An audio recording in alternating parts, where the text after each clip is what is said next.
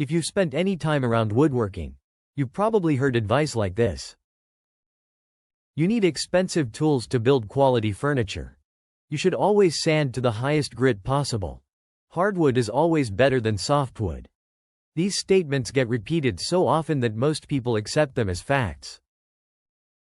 The problem? Many of them simply aren't true. Or at least, they're not true in every situation. Today, we're exposing some of the biggest woodworking lies that have been passed from one generation to the next. Not to criticize experienced woodworkers, but to separate facts from myths.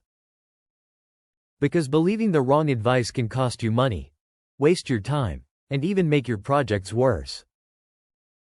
Some of these myths fooled me when I first started woodworking. And one of them probably fooled you too.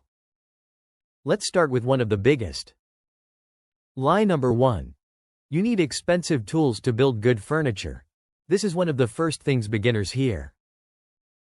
And it's also one of the fastest ways to empty your wallet. Here's the truth. Quality tools absolutely make certain jobs easier.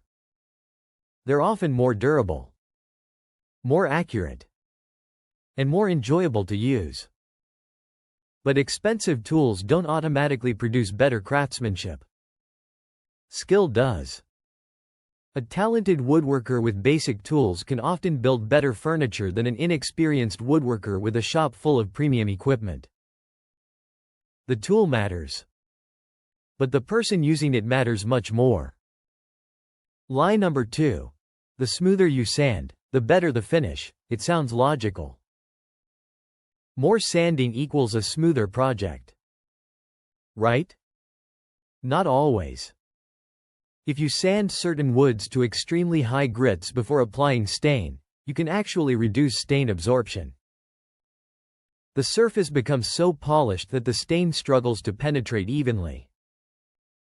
Instead of improving the finish, you may end up with blotchy color or poor stain performance. Sometimes stopping at the recommended grit produces better results than chasing the smoothest possible surface. Lie number 3. Hardwood is always stronger and better. This one sounds convincing because hardwoods often have beautiful grain and impressive durability. But here's the catch. The terms hardwood and softwood describe the type of tree, not necessarily the hardness of the wood. Some softwoods are surprisingly strong. Some hardwoods are relatively soft. And depending on the project, a softwood may actually be the smarter choice. Choosing wood based on the project is far more important than choosing it based on the label. Then we arrive at lie number 4. You need every specialty tool to become a serious woodworker. Tool catalogs love this idea. Social media loves this idea. Your bank account probably doesn't. Many specialty tools are excellent, but they're designed to solve very specific problems.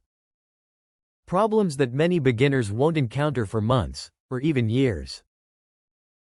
Building skills first usually provides a much bigger improvement than buying another gadget. By now, we've already challenged several ideas that many woodworkers take for granted. But the biggest myths are still ahead. Because the next one has probably caused more frustration than almost any other piece of woodworking advice. And it almost made me quit one of my first projects.